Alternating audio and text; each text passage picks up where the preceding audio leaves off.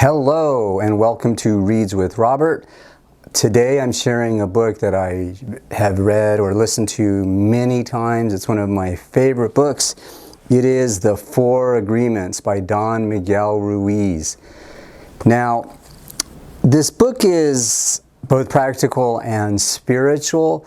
It starts off with the author's beliefs in the Toltec knowledge. That's Toltec, T-O-L-T-E-C, and that's from ancient Mexico. And he has very strong beliefs about the spiritual value of the Toltec way of life and thinking. So it begins with a very spiritual emphasis and it ends the same way.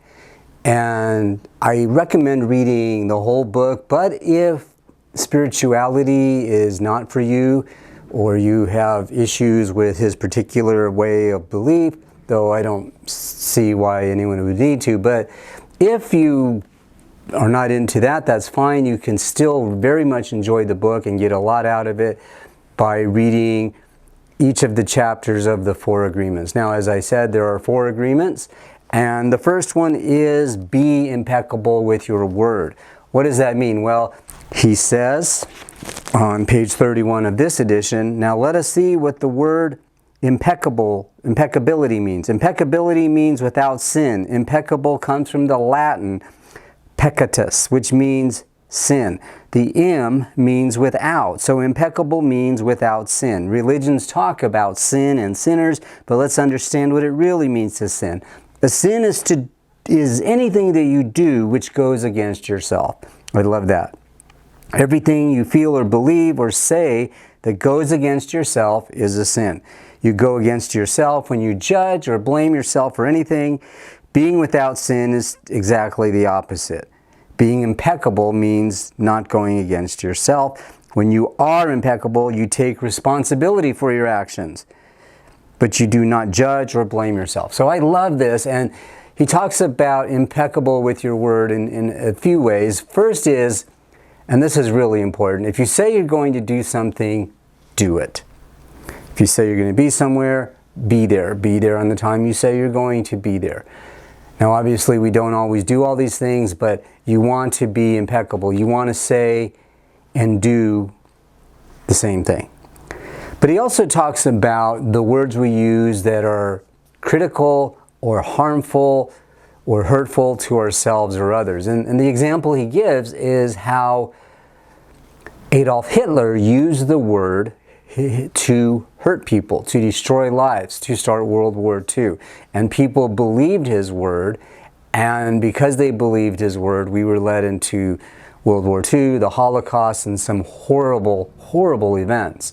So it's very important that we are impeccable with our word in terms of how we talk about other people and events. And another way he talks about being impeccable with the word is gossip. That's very interesting. He says, gossip is the main way we communicate. Gossiping has become the main form of communication in human society. And I've learned this in my personal life and in my career, that people who gossip with us will also gossip about us. And we tend to believe gossip. And he talks about this, it's like someone puts a spell on us. And this actually happened to me once. It's a little embarrassing, but I had to take this class, and some people were saying, oh, the professor, he's really awful, he's terrible.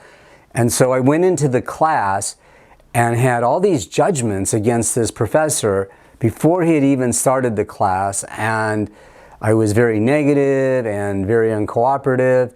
And about 2 or 3 weeks into the class, I learned and realized the professor I had was not the professor my friends had talked about. So I had this judgment based on gossip of other people. So don't listen to and certainly don't participate in gossip. So again, the first agreement is be impeccable with your word. The second agreement is don't take anything personally. Now this is a hard one sometimes when people say bad things about us or say bad things to us, or when people express anger at us that's a little out of control, and it can be very hurtful. When people don't like us, it can be very hurtful. But we're not to take this personally, because this is actually a reflection of who they are, of what they believe, what they think, and it's really not about you. Now, the inverse of this is also interesting. When people say you're wonderful, you're great, that's really also a reflection of what they believe or what they think.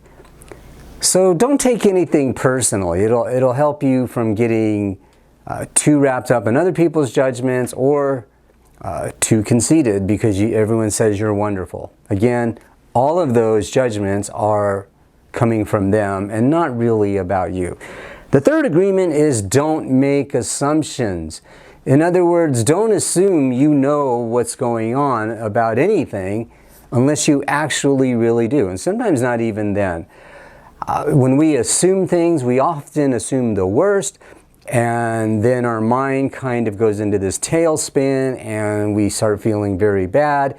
We start taking things personally, and we're using the word against ourselves. I'll give you an example. Again, something I'm a little embarrassed about, but it actually happened. I called a friend one day and he didn't answer, and I left a message. I didn't hear back from him. I didn't hear back from him first for a few days and then for a few weeks. And I made the assumption that he was mad at me or that he didn't like me. And then I started assuming, well, I guess we're not friends anymore, and I was really hurt by this. And then one day he called and he said, "Hey, I'm sorry I didn't return your call. I was in Europe."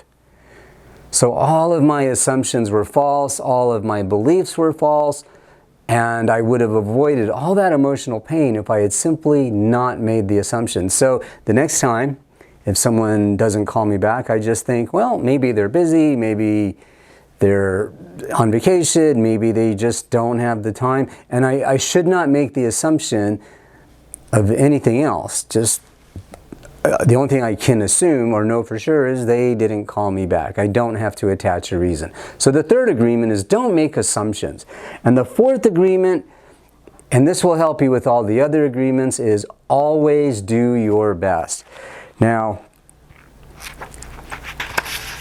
I'm going to give you a little reading from this on page 77.